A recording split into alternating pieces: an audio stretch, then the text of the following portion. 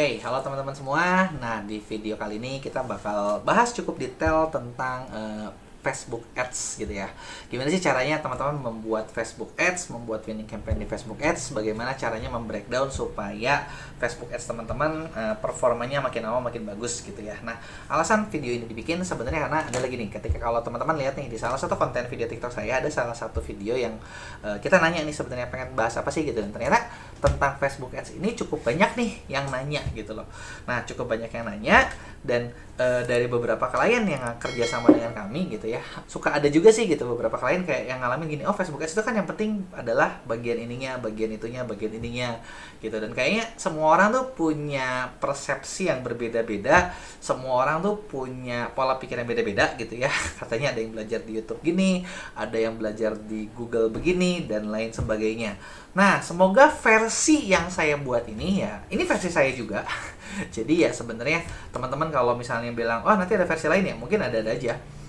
Nah, semoga dari versi yang saya buat ini ya, ini membantu teman-teman buat kebayang gitu ya. Jadi gimana sih cara bikin Facebook Ads yang efektif gitu. Karena gini, kalau Facebook Ads itu kan banyak nih, ada yang bilang yang penting adalah add to chart, cost per add to chart, klik, dan lain sebagainya gitu ya. Nah, jadi daripada misalnya versinya banyak, yuk kita lihat gitu ya.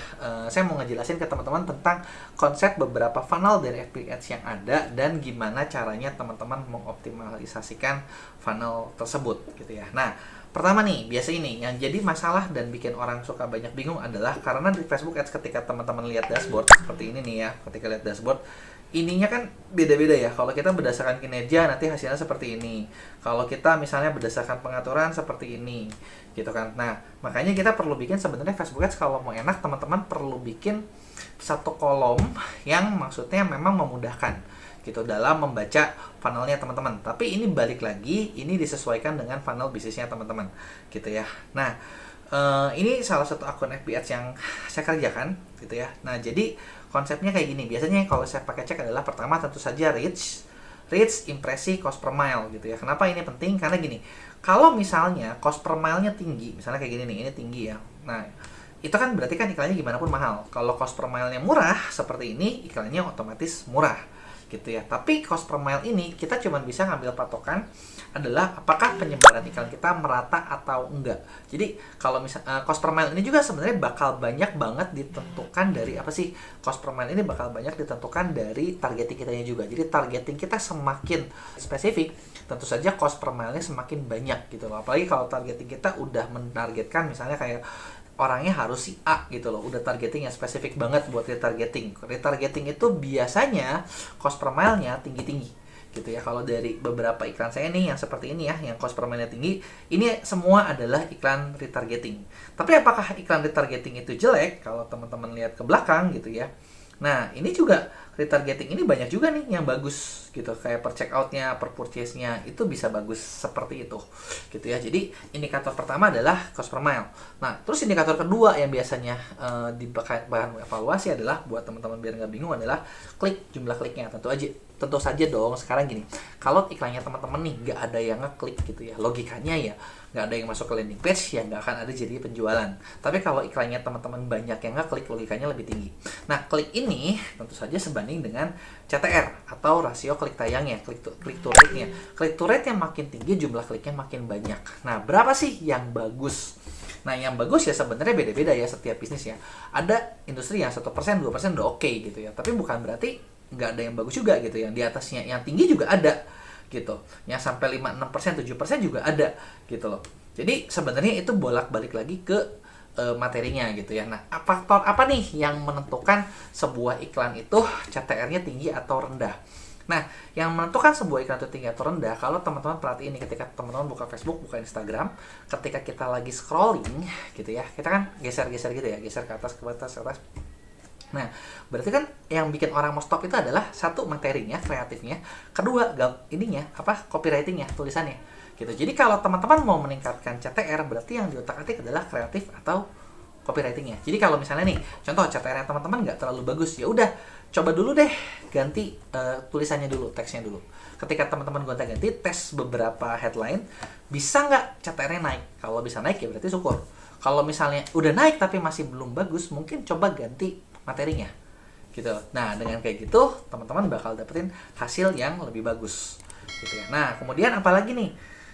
Cost per klik tentu saja jadi patokan dong, karena kalau cost per kliknya murah ya artinya kan teman-teman dapetin page view juga banyak gitu ya. Nah, itu adalah indikator awal biasanya saya cek. Jadi penyebarannya rata apa enggak, kemudian kedua kliknya banyak atau enggak, CTR-nya tinggi atau enggak. Kalau CTR-nya rendah berarti kita utak-atik di copywriting, kita utak-atik di gambar, kita utak-atik di video gitu kan.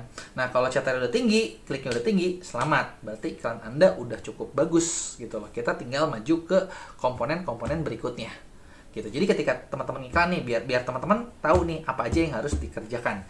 Nah, kedua, apalagi nih? Fase 2 nih. Nah, kalau kita udah utak-atik di fase iklan, yang kedua adalah tentu saja page view. Gitu ya. Berapa banyak yang lihat landing page kita gitu ya. Nah, contoh nih kayak di sini nih ya. Nah, salah satu iklan saya ada yang page view-nya 4.000, 2.600 dan lain sebagainya.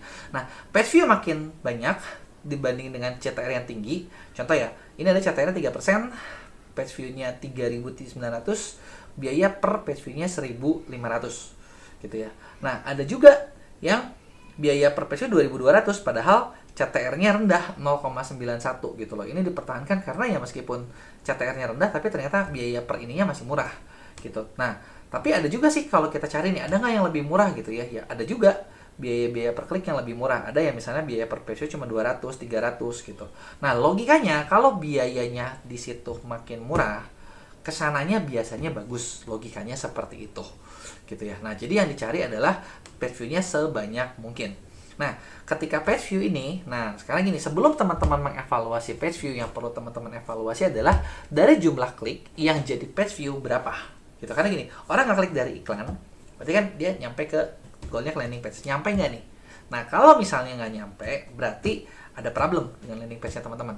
Mulai dari speed-nya lambat, atau mungkin nggak jalan gitu ya, broken link gitu ya, makanya nggak nyampe gitu loh. Nah, kalau misalnya jumlahnya masih normal, masih 60-70%, itu berarti cukup oke. 50-70% masih oke lah gitu. Karena kan orang juga kadang ada yang ngeklik 2 kali, ada juga yang nggak sengaja keklik terus dia tutup gitu. Tapi analoginya adalah seperti itu. Kita perlu pastikan persentase dari klik ke page view itu sekitar 60-70%an. Kalau webnya udah 60-70%an, aman. Artinya teman-teman landing page-nya bisa diteruskan.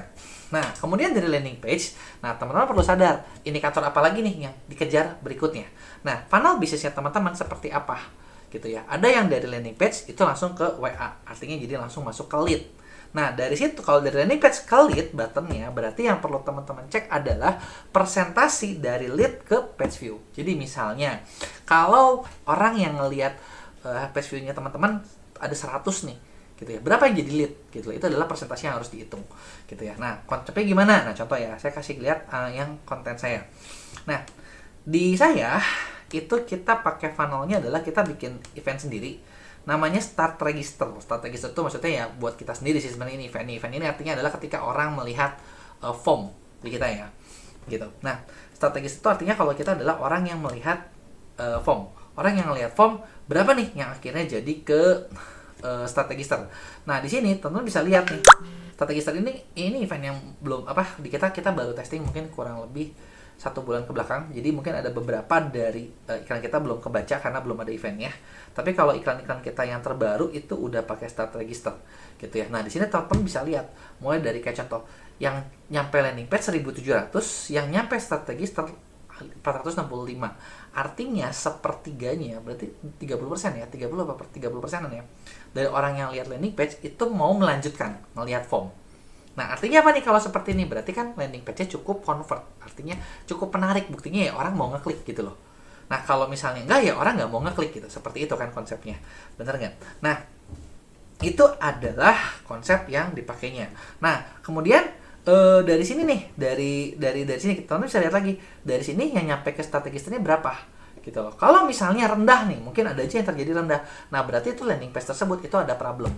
Yang problem yang harus diperbaiki, apakah copywriting yang menarik, apakah CTA-nya kurang jelas, ataukah mungkin buttonnya posisinya nggak enak, gitu ya. Dan itu yang harus kita gonta-ganti sales script-nya gitu ya. Nah, apa yang terjadi kalau misalnya ternyata konversinya rendah ya? Sebenarnya enaknya mungkin teman-teman iklannya mau di post dulu boleh, atau mau diterusin juga nggak masalah, karena biasanya kalau udah ketemu campaign yang bagus diterus di post karena suka jadi nggak bagus, teman-teman ya utak-atik langsung landing page-nya gitu loh, sales page-nya yang dirubah. Nah, ketika sales page-nya udah dirubah, kita evaluasi lagi dalam waktu terbaru. Gimana nih sales page yang terbaru? Gitu. Nah, setelah start register, apalagi di eventnya gitu ya. Kalau di saya setelah start register, orang itu udah lihat form, ketika dia ngisi otomatis sudah ke kita tuh, maksudnya bisa disebut add to cart, atau di kita juga namanya bisa add to cart atau lead. Sama sebetulnya kalau eventnya di kita gitu ya. Nah, di sini teman-teman bisa lihat nih kayak contoh nih. Oh, dalam satu waktu ada 500 yang lihat form, 190 meneruskan. Berarti ada sisanya yang tidak meneruskan. Nah, tidak meneruskan ini kenapa nih? Gitu. Berapa persentase penurunannya gitu ya. Nah, kalau misalnya persentase penurunannya banyak, ya mungkin jangan-jangan formnya terlalu panjang. Jadinya orang ketika udah mau ngetik malas atau kepanggil lupa. Gitu kan. Disitulah waktunya teman-teman melakukan yang namanya iklan retargeting.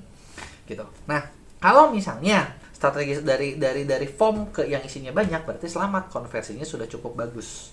Gitu loh. Nah, dari situ lanjutnya kemana lagi nih? Kalau di kami kita perlu klik check out lagi gitu ya. Jadi makanya disitulah adalah memulai proses pembayaran gitu. Nah, ini adalah breakdownnya dari sini ke sininya berapa persen gitu ya. Nah, biasanya karena di funnel yang konsep yang ini cukup panjang, itu biasanya konversinya setelah orang itu jadi ke initiate check out, jadi pembayarannya juga lebih banyak biasanya karena funnelnya panjang.